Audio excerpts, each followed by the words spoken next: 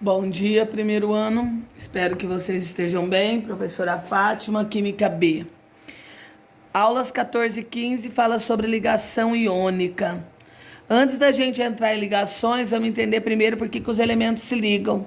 Então, os elementos se ligam devido à teoria do octeto. E o que quer dizer a teoria do octeto? Que os elementos têm que ficar na camada de valência com 8 elétrons, exceção de alguns elementos que ficam estáveis com 2 elétrons. Nós temos, então, a primeira ligação que a gente vai falar é sobre a ligação iônica. E a ligação iônica, ela acontece entre um metal e um não metal. Como eu sei que um elemento é um metal? Todas as vezes que ele tiver na camada de valência 1, 2 ou 3 elétrons. Quais são os elementos que têm 1, 2 ou 3 elétrons? Os elementos da família 1A, 2A, 3A e todos os elementos da família B. E todas as vezes que eu tiver um metal, ele vai perder elétrons. Lembrando que quem perde elétrons fica com carga positiva, é chamada de cátion.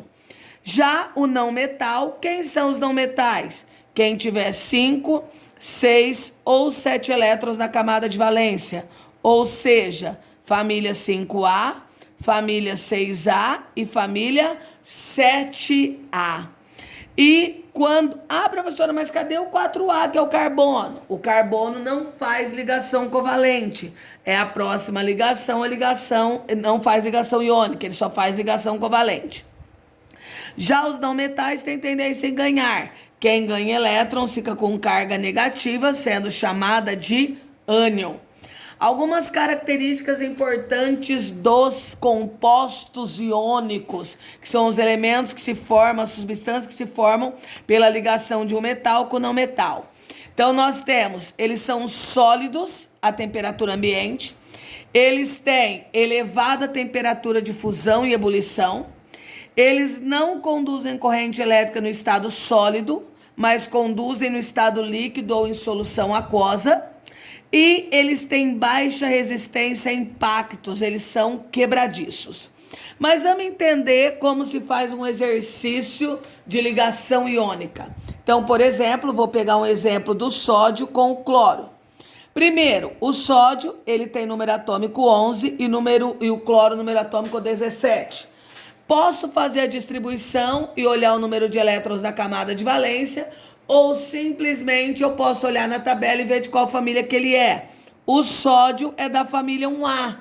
Se ele é da família 1A, lembrando que ele vai ser um metal. Se ele é um metal, ele tem que doar elétrons. Quanto que ele vai doar? Ele vai doar aquilo que ele tiver na camada de valência. Lembrando que se ele é da família 1A, ele só tem um elétron na camada de valência. Aí ele tem que doar, e ele doa esse 1. Se ele doa, ele fica com carga positivo 1. Já o cloro é da família 7A. Se ele é da família 7A, ele é um não metal. Se ele é não metal e ele é da 7A, ele tem na camada de valência 7 elétrons. Quem é não metal, ele vai doar? Não, ele vai receber. Ah, então ele recebe 7? Não. Quem recebe, recebe o que falta para 8, que é isso que diz a regra do octeto. Então, se ele tem 7, para 8 falta um elétron. Se ele recebe, ele fica negativo 1. Agora nós vamos para uma fórmula chamada fórmula eletrônica ou estrutura de Lewis. E como eu faço isso? O próprio nome já diz, eletrônica, vem de elétrons. Vou pegar o sódio, vou pegar o cloro. O sódio tem quantos elétrons mesmo da camada de valência? 1. O cloro tem quanto? 7. Lembrando que os elétrons sempre formam parzinhos. Então, a ligação iônica, como um doa, o outro recebe, ela é chamada de transferência de elétrons. Acontece através da transferência de elétrons. Então, eu vou transferir esse elétron para cá. Então, o que vai acontecer? Eu vou ter o elétron está... Então, o que acontece aqui? Transfere um elétron. Então, o sódio tinha 1, transferiu, o outro precisava de 1, acabou.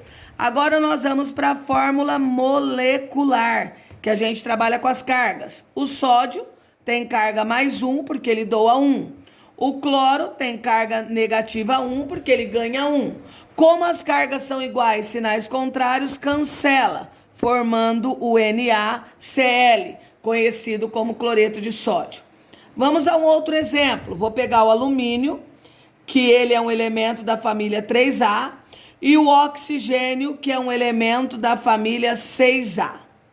Se o alumínio é da família 3A, ele tem 3 elétrons na camada de valência, família do boro. Se o oxigênio é da família 6A, ele tem 6 elétrons, lembrando que ele é um calcogênio. 1, 2 e 3 elétrons sempre é um metal. Quem é metal faz o quê? Doa. Doa quanto? 3. Se ele doa, ele fica positivo 3. Porque quem doa fica positivo. E ele está doando 3, ele fica mais 3.